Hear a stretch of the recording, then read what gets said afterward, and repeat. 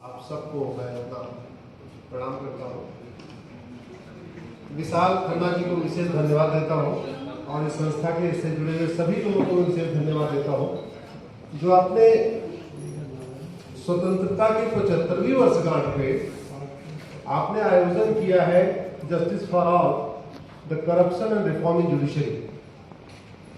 मेरा सबसे पसंदीदा टॉपिक है, इसलिए विशाल जी एक बार मेरे सुप्रीम कोर्ट चैम्बर में गए और 10 मिनट के अंदर मैंने हाँ कर दिया कि मैं आऊंगा। तहसील से सुप्रीम कोर्ट तक 5 करोड़ मुकदमे चल रहे हैं। कितने मुकदमे? आप लोग बोलते जाइए लगातार। 5 करोड़। मैं भाषण नहीं करता, ऐसे संवाद। तहसील से सुप्रीम कोर्ट तक 5 करोड़ मुकदमे चल रहे हैं। इसका मतलब 5 करोड़ पक्ष है, 5 करोड़ विपक्ष है। स्वाभाविक सी बात है, जो मुकदमों के देरी से चलने में फायदा जिसको होता है वो तो नहीं चाहेगा मुकदमा जल्दी खत्म हो जाए, लेकिन 5 करोड़ ऐसे लोग हैं जो चाहते हैं उनको जल्दी न्याय मिल जाए।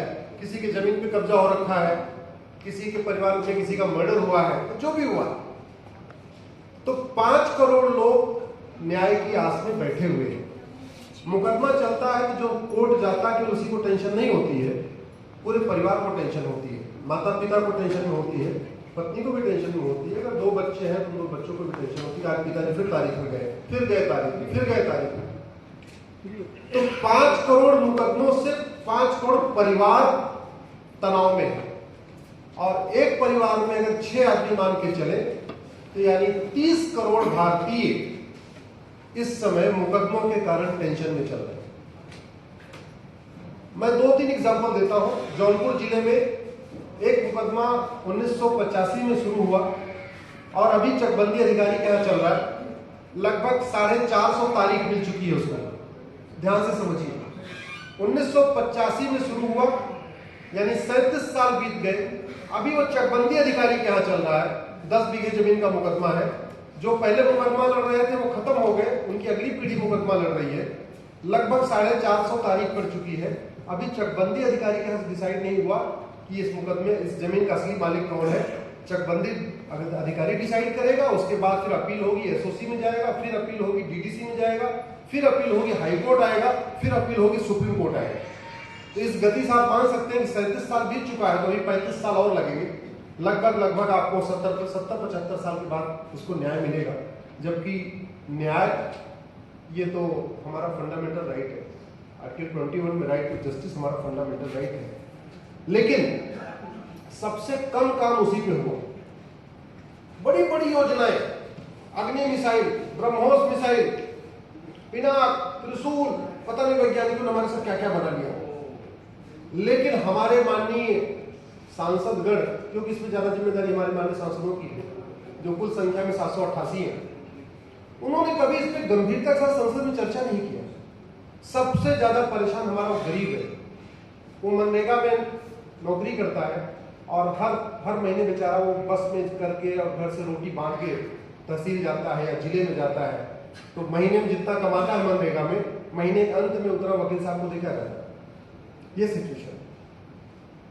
सिचुएशन अभी बढ़ती जा रही है। और सबसे बड़ी बात यह कि मेरा व्यक्तिगत रूप से मानना है, माननीय सांसद जी हैं यहाँ पे, ये जो कानून होता है ये दवा की तरीके काम करता है। जैसे दवा घटिया होगी तो बीमारी बढ़ेगी, ऐसे कानून घटिया होगी तो अराजकता बढ़ेगी। जस्टिस सिस्टम अगर फास्ट नहीं होगा, अराजकता बढ़ेगी। किसी व्यक्ति ने किसी मोहल्ले में एक अपराध किया, आपने उसको 6 महीने साल भर के अंदर सजा दे दिया, तो दूसरा कोई अपराध, वो खुद दूसरा अपराध नहीं करेगा और दूसरा कोई अपराधी वहां पैदा नहीं होगा उस गली मोहल्ले में। लेकिन अगर वो जिसने अपराध किया, अपराध करने के बाद वो पार्षद प्रधान बन गया या विधायक सांसद बन गया, तो याद रखिए कम से कम 100 लोग वही अपराध और करेंगे, क्योंकि उनको लगेगा अच्छा इसने ये अपराध किया था, ये हो गया, ये तो खनन माफिया था, देखो सांसद बन गया, चलो हम भी खनन वाला काम कर लेते, ये कानून तोड़ता था, ये बन गया, चलो हम भी तोड़ लेते। तो ये जो कानून है पूरी तरीके से दवा की तरीके काम करता है। जैसे मैंने आपको बताया, दवा खाएंगे तो या तो शरीर स्वस्थ होगा या अस्वस्थ होगा, एज इट इज नहीं रहेगा। वैसे ही जस्टिस सिस्टम अच्छा होगा तो आपकी अराजकता कम होगी, अपराध कम होगा, भ्रष्टाचार कम होगा, घूसखोरी, जमाखोरी, मिलावटखोरी, कालाबाजारी, नशा तस्करी, मानव तस्करी, सभी तरीके का अपराध कम होंगे। अगर आपका जस्टिस सिस्टम अच्छा नहीं है, यानी कानून अच्छा नहीं है, व्यवस्था अच्छी नहीं है, रूल्स रेगुलेशन अच्छे नहीं है, तो स्वाभाविक सी बात है हर तरीके की अपराध बढ़ेगा, अराजकता बढ़ेगी। और इसका मैं आपको 2-4 एग्जांपल आप खुद सोचिए। जो समस्या भारत में है वो अमेरिका, सिंगापुर या और जिसको हम डेवलप्ड कंट्री कहते हैं वहां क्यों नहीं है? हमारे यहां जिस तरीके का इलीगल इंक्रोचमेंट सड़क के किनारे किया जाता है, अमेरिका, सिंगापुर में क्यों नहीं किया जाता? हमारे यहां जिस तरीके से बिना हेलमेट के लोग चलते हैं, अमेरिका, सिंगापुर में लोग क्यों हिम्मत नहीं करते बिना हेलमेट के चलने की?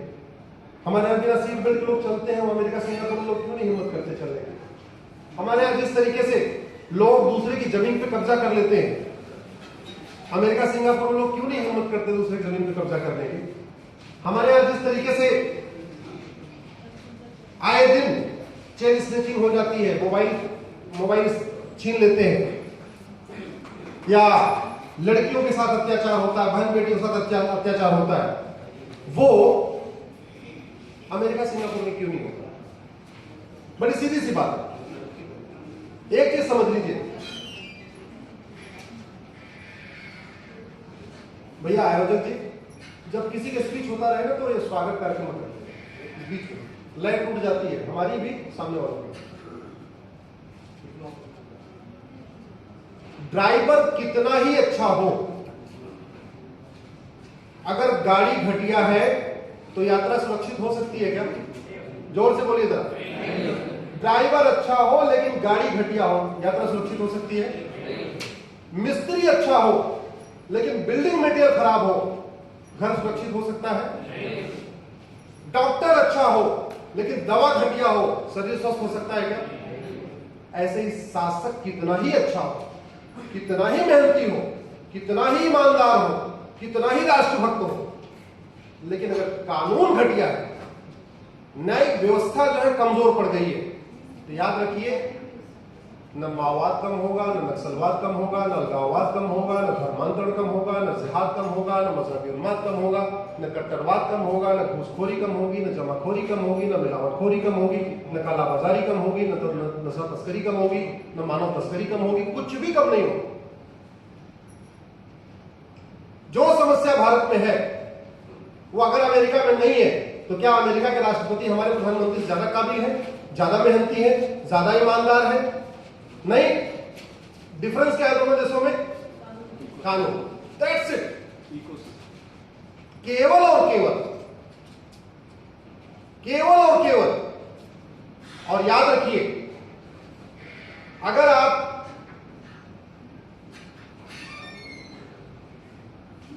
इसको सुधारेंगे नहीं तो कुछ भी ठीक नहीं है, कुछ भी ठीक नहीं है। आखिर क्या कारण है भारत में रोहिंग्या बांग्लादेशी घुसपैठिए आते हैं? मेरी पीआईएल चल रही है, माननीय विकास सिंह जिसमें अपियर भी करते हैं। 2017 में मैंने पीआईएल फाइल किया था कि भारत में 5 करोड़ रोहिंग्या बांग्लादेशी आ चुके हैं। ये रोहिंग्या बांग्लादेशी अमेरिका क्यों नहीं जाते, सिंगापुर क्यों नहीं जाते, चाइना क्यों नहीं जाते, फ्रांस क्यों नहीं जाते, भारत क्यों आते? क्योंकि हमारा कानून घटिया है। हमारे यहां 1946 का फॉरेनर एक्ट चल रहा है, वो फॉरेनर एक्ट एकदम टीथलेस है, उसमें कोई दांत नहीं है। उन सबको पता है, बाहर वालों को, कि यहां घुस जाओ, एक बार घुस गए कोई दिक्कत नहीं। और जो सबसे बड़ी समस्या है, एक कड़वी सच्चाई, आप इसको समझिए, घुसपैठिए घूस दे के आते हैं,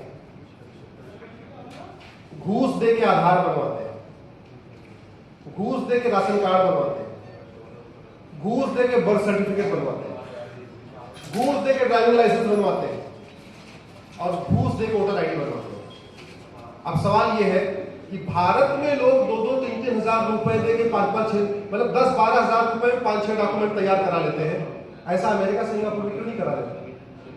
क्योंकि हमारे यहाँ आप फर्जी डॉक्यूमेंट बना दीजिए आधार, अब वो आधार आपने फर्जी बनाया है, ये सिद्ध करने के लिए कम से कम डिस्ट्रिक्ट कोर्ट से लेकर सुप्रीम कोर्ट तक आपको लड़ना पड़ेगा।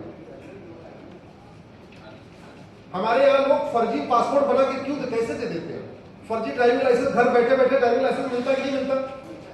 घर बैठे बैठे और वोटर आईडी आती है, घर बैठ के आपके आधार आता है, घर बैठ के आपका राशन, सारे डॉक्यूमेंट कैसे आ जाते हैं?